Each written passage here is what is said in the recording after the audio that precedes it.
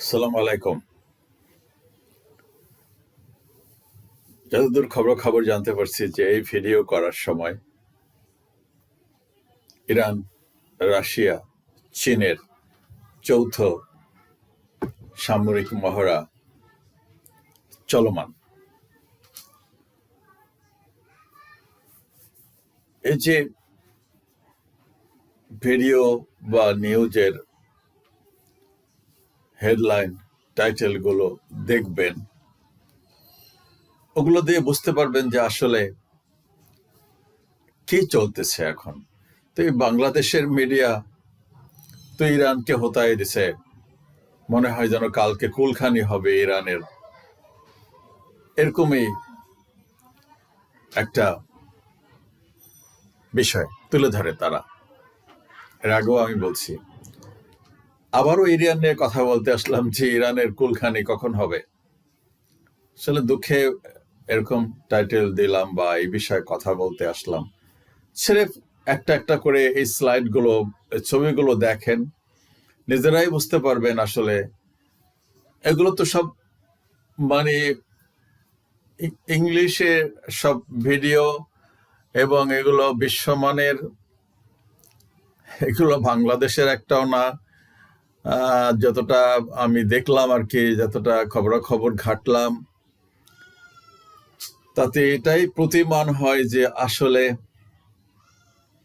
Iran কোনো অবস্থাতেই মাথা নত করবে না। আর তার সাথে এখন রাশিয়া এবং চীন একেবারে ওদের ডাইরেক্ট ইরানের সাপোর্টে এগিয়ে আসতেছে। সুতরাং ট্রাম্প যতই চেঁচামেচি করুক, যতই ভয় দেখাক, এটা আসলে I don't know যে কতদূর how they will dare to attack Iran. তারা আদৌ আক্রমণ করবে কিনা আমার সন্দেহ আছে, এবং ভিতরে ভিতরে একটা নেগোসিয়েশনে পৌঁছাবার জন্য চেষ্টা করতেছে। ওই যে বলছি, আসলে তার তো একটা চাকরি, সে তো আসলে একজন ভালো মানুষ না। তার যে ওই যে অ্যাপিস্টেন্ট যে ফাইল প্রকাশ পাইছে, বা তার আগেও পিছনে আগের বারও তো তার ভালো যায় না। প্রথমবার সে ক্ষমতায় আসছে, সেবারও তার বিরুদ্ধে নানান ধরনের অভিযোগ, তাকেও ইমপ্রেস করা, আবারও ইমপ্রেস করার চেষ্টা করা হচ্ছে। আভ্যন্তরীণ চরম একটা বিশৃঙ্খল মানুষ, আসলে একটা বিশৃঙ্খল মানুষ। অত্যন্ত ব্যক্তিগত জীবন মোটেই ভালো না আসলে, যতটা আর কি দেখি আর কি। বিশেষ করে এই যে অ্যাসিস্ট্যান্ট ফাইল, এরা তো আসলে ওপেন সেক্স হলে যেটা হয় আর কি, বেপরোয়া আর কি, চরম এক কথায় বেপরোয়া, ঠিক না এটা। অত্যন্ত লজ্জার এবং দুঃখজনক। কিন্তু এদের বিরুদ্ধে অনেকে মুখ খোলে, আমরা আমেরিকার লোকেরা মুখ খোলে, তারা তো আর পরোয়া করে না এগুলো। তার বিরোধী দল, বিরোধী পক্ষ, আর ওই যে যেটা অ্যাপেস্টাইন যেটা আছে একটা, এটা তো একটা খারাপ লোক, একেবারেই খারাপ লোক। সে পর্নোগ্রাফির ব্যবসা করে ইত্যাদি। যাই হোক, যতই তর্জন গর্জন তাকে করতে হচ্ছে তার গদি বাঁচানোর জন্য। আমি আপনাদেরকে বহুবার বলছি যে ওরা আসলে এন্টার বিষয়টাকে আপনারা ঘাটাঘাটি করবেন, পড়ালেখা করবেন, বুঝতে পারবেন যে এই পৃথিবীটা কারা চালায়, কাদের হাতে এই মিডিয়া, কাদের হাতে এই ক্ষমতা। এই যে আমেরিকার ক্ষমতা বলেন, বা ইউরোপের ক্ষমতা বলেন, অস্ট্রেলিয়ার ক্ষমতা বলেন, এটা আসলে সব কলকাঠি ওরাই নাড়ে। এবং ওকে দোস্তর মতন থ্রেট করবে বা করে যে তুমি যদি এই ইরান অ্যাটাক না করো, তাহলে তোমার এই সমস্ত কিছু ফাঁস করে দেবে। ওদের কাছে সে সমস্ত দুর্বল ইয়েগুলো আছে, ডকুমেন্টস আছে আর কি। সে অগত্যা মানে এগুলো হুমকি দামকি দিচ্ছে, কিন্তু আদৌ করবে না। ওদেরকে একটু আর কি জাস্ট একটা নেগোসিয়েশনে আসার জন্য চাপ দিচ্ছে। কাতারের মিনিস্টার গেছে, সেখানে একটা নেগোসিয়েশন কথা বলতেছে। তারাও, প্রতিবেশী দেশগুলো আসলে ইরান যেই নিত্য নতুন অস্ত্র বের করতেছে, আমি যা দেখলাম আর কি, একটা স্পিড বোর্ডের একটা গান, মানে মিসাইল সজ্জিত স্পিড বোট, যার স্পিড 200 কিলোমিটার পার আওয়ার। মানে পৃথিবীতে এরকম কোন জাহাজ আর নাই, স্পিড বোট নাই, আমি দেখলাম ঘাটা ঘাটা আর কি জাস্ট। তো সেটা আবার কি করছে তাদের এরকমই তাদের প্রশিক্ষণ যে তারা ইচ্ছে করলে এট এ টাইমে 20, 25, 30টা স্পিড বোট একটা জাহাজকে আক্রমণ করবে। তার মানে আপনারা দেখছেন কিনা জানি না, হায়নারা যখন কোনো পশুকে আক্রমণ করে 25, 30, 50টা মিলে, কি মর্মান্তিক অবস্থা, কি ভয়ঙ্কর অবস্থা যে হয়, তখন আমি দেখছি। তো এগুলো হায়নারা তো দলবদ্ধভাবে চলে। সো সেরকম অ্যাটাকের পরিকল্পনা এই স্পিড বোটগুলো আছে। আরো নিত্য নতুন মিসাইল, আন্ডারগ্রাউন্ড তাদের মিসাইল স্টোর, সেগুলো দেখাচ্ছে। ছোট ছোট সাবমেরিন আছে, শ্যালো পানিতে চলতে পারে, তা গাদির টাইপের কি বলে ওদেরকে, আমি তো টেকনিক্যাল লোক না, আমি জানি না আর কি, যেগুলো শ্যালো পানিতে যে হরমুজ প্রণালীতে চলতে পারবে, চিকন ছোট, অনেক ছোট, বড় সড়ো ধরনের। ওরা বুদ্ধিমান, ওরা দেখতেছে যে সস্তায়, আমি যা দেখলাম আর কি স্টাডিরা, সস্তায় কিভাবে মারণাস্ত্র আবিষ্কার করা যায় সে বিষয়ে প্রচুর গবেষণা করছে, এবং সে বিষয়ে প্রচুর পয়সা খরচ করছে, এবং বিভিন্ন অস্ত্রশস্ত্র তারা বানাইছে। বুদ্ধিমানের কাজ, এটা বুদ্ধিমান জাতি, নিঃসন্দেহে প্রশংসা করতে হবে, বুদ্ধিমান জাতি। এই ওদের কাছ থেকে শিক্ষণীয় এই জাতির, এই বাংলাদেশের অনেক কিছু আছে। এত কিছু, এত প্রতিবন্ধকতা, এত বাধা বিপত্তি, তারপরেও ওরা জ্ঞানে, বিজ্ঞানে, ডিফেন্সে যে পরিমাণ আগেছে। আর আমরা তো শালা একটা মেরুদণ্ড ভাঙা একটা রাষ্ট্র। আমাগো কোথায় বিদেশে, আমাগো স্বামী বিদেশে, আমাদের প্রতিরক্ষা ব্যবস্থা বিদেশে, আমাদের পররাষ্ট্রনীতি। আমি তীব্র ভাষায় ঘৃণা জানাই, ধিক্কার জানাই আমি এই রাষ্ট্রকে, এই রাষ্ট্রের যারা ক্ষমতাসীন তাদেরকে, এই রাষ্ট্রের এই নোংরা পলিটিক্সকে। আজকে দেখতেছি বাংলাদেশে কি ঘটনা ঘটতেছে, কি সব হচ্ছে, কি বলে না না বলে, এগুলো ওদের তো এই সমস্ত কথাবার্তা বলার কথা ছিল জামাতের আমিরের বিরুদ্ধে। কি রাত 12টার সময় একটা তার ফেসবুক, তার অমুক তমুক হ্যাক করে কি সব কথাবার্তা বলে। মানুষের কথাবার্তা বলারও তো একটা ভদ্রতা, নম্রতা থাকা উচিত।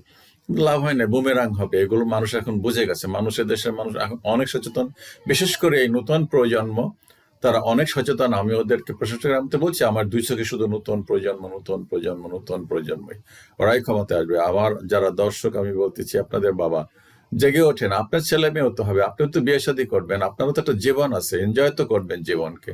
জীবন অত্যন্ত মূল্যবান, অত্যন্ত সুন্দর, অত্যন্ত উপভোগ্য। আমি বারবার বলতেছি, আল্লাহ তাআলা মানুষকে তো এমনি এমনি সৃষ্টি করে নাই, সৃষ্টি করছে, একটা তার খেয়াল হয়েছে, সৃষ্টি করছে, তার আনুগত্য করবেন, তার প্রশংসা করবেন, একটা সুন্দর জীবন যাপন করবেন, ডিসেন্ট। উনি তো একটা ব্যবস্থাই দিয়ে দিয়েছেন। দেন আবার চলে যাব ক্ষণস্থায়ী জীবন, এখানে যাই হোক, যেটা ইসলাম বলে আর কি, আমরা যেটাতে বিশ্বাস করি। সো কি হয়, একটা ডিসিপ্লিন লাইফ লিড করলে আল্লাহর একজন তো আছে সৃষ্টিকর্তা, এমনি এমনি তো এটা চলতে পারে না। কোনো জিনিসকে এমনি এমনি চলে? পৃথিবীতে কোনো কিছু আছে লাওয়ারিশ এমনি এমনি চলে না। সুতরাং এটা তো ওই ব্যাপারে বিতর্ক করে বারবার বলতেছি যে এটা তো লাওয়ারিশ তো কিছু নাই, বাংলাদেশের লাওয়ারিশ কিছু আছে যে ওইটা হাত দিবেন, ওটা তো আমার, ওটার মালিক তো আমি। ওখানে দিয়ে হাত দিবেন, টান দিবেন, ওই বেটা ধরতেছে কেন, এটা তো মালিক তো আমি। সে পৃথিবী মহাবিশ্বের মালিককে। So somebody is there। বিশ্বাস করা বা না করা সেটা আপনার ইচ্ছা। বারবার রেফারেন্সে চলে আসে এই যে বিভিন্ন জায়গায় পাথর খোদাই করে এই যে পিরামিড গুলো কারা বানাইছে, বিজ্ঞান কিচ্ছু তো বলতে পারে না। বলতেছে যে এটা এলিয়েনরা বানায়। একটা সম্ভাবনা যে কোনো ভিন গ্রহের কোনো প্রাণী ছিল, তারা এটা বানাইছে বা হেল্প করছে। নবী নবী নবী ইয়া আলাইসাল্লাম, দাউদ আলাইসাল্লামের সুলাইমান আলাইসাল্লাম, ওনার কাজগুলো করে দিত তো এই অশরীরী জিন পরি এসব দিয়ে, উনি এগুলো দিয়ে করাতেন, ওনার কথা শুনতো তারা। তো এরকম তো জিন পরি তো আমি বিশ্বাস করি, যে জিন মসজিদে তো আমি নামাজও পড়ছি। জিন ইনসান দুটা জাতি আর কি। বাংলাদেশে এখনো আমার জন্য জিন ডাকা হয়েছে, অহরহই জিনের তদবির করে, বহু ভালো মানুষও করে। এবং দেখি তো মাঝে মাঝে বাঁশের মাথায় উঠায় বসায় রাখে মহিলাদেরকে, পুরুষদের গাছের মাথায়, তাল গাছের মাথায় উঠায় বসায় রাখে। সেগুলো কালা করে, কিভাবে করে, how it is possible? Anyway, তো সেই কি বলতে আনলাম আর কি, এটা তো অবিশ্বাস্য ঘটনা, তো অহরহ ঘটে বা ঘটতেছে। তো এখানে যে ইরান যে কি করছে বা করতে পারে, সেটাও আসলে একটা অবিশ্বাস্য বিষয়। এটা আমাদের ধারণার বাইরে। আমি তো আর ইরান যাই না, সচক্ষে দেখিও না। যা এই মিডিয়া ঘাইটা ঘুইটা যতটুকু জানতে পারি। তবে আমি আপনাকে এতগুলো ভিডিও টাইটেল দেখালাম, যেখানে আসলে একটা তো বলতেছে না যে আমেরিকা কালকে অ্যাটাক করবে, পরশু অ্যাটাক করবে, বা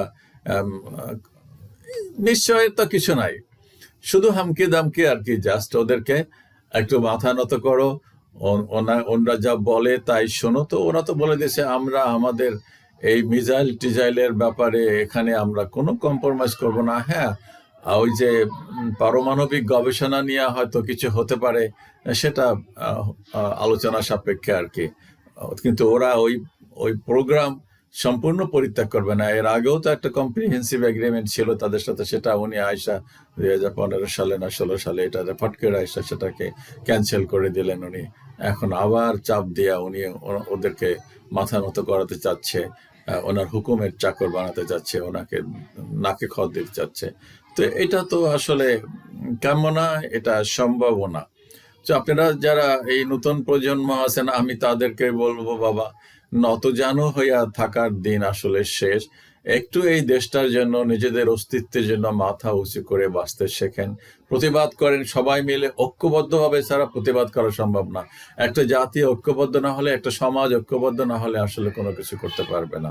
সো আমি বিনয়ের সাথে বলবো, আপনারা ঐক্যবদ্ধ থাকেন, বিভাজন সৃষ্টি করেন না। কার জন্য বিভাজন সৃষ্টি করবেন? এই দেশটা তো একটা ছোট দেশ, 18 কোটি মানুষ। সো কেন বিভাজন সৃষ্টি করবেন? কি স্বার্থে, কি বেনিফিট পাবেন? কিছু টাকা পয়সা পাওয়ার জন্য এইগুলো করবেন? আসলে সেটা শেষ পর্যন্ত গিয়ে আপনার পরিবারের জন্য, আপনার নিজের জন্য, ইজ্জতের জন্য মোটেই ফলদায়ক হবে না, সুনাম বয়ে আনবে না, আপনি সুখ্যাতি বয়ে আনবে না, শান্তিও পাবেন না। সো যাই হোক, যেটা ইরান এখনো আক্রান্ত হয় নাই, আর ইরান আক্রান্ত হলে ইরান পাল্টা জবাব দেবে, তাতে কোনোই সন্দেহ নাই। এটা ওদের মরণ কাপড় দেবে, ওরা ওদের অস্তিত্বের প্রশ্ন। এবং সেই স্পিডটা সমস্ত মানুষের থাকা উচিত যে আমার অস্তিত্বের উপরে যদি আঘাত আনে, তা আমি সব শক্তি দিয়ে রুখে দাঁড়াবো। এটাই হলো শেষ কথা। আমার দেখার অপেক্ষা যে আসলে ইরানের কুলখানি কালকে না পরশু হয়। বাংলাদেশে মিডিয়া তো মুখায় থাকে কুলখানি করানোর জন্য। আল্লাহ হাফেজ। চ্যানেলটা সাবস্ক্রাইব করেন, ভালো লাগলে। বলতেছো তো আমি তো ওরকম বিশেষজ্ঞ না, সাদা মাটা বেশি কথা বলি আর কি। ঠিক আছে, অনুরোধ রাখলাম, যদি ভালো মনে করেন জাস্ট সাবস্ক্রাইব মাই চ্যানেল। আল্লাহ হাফিজ, আসসালামু আলাইকুম।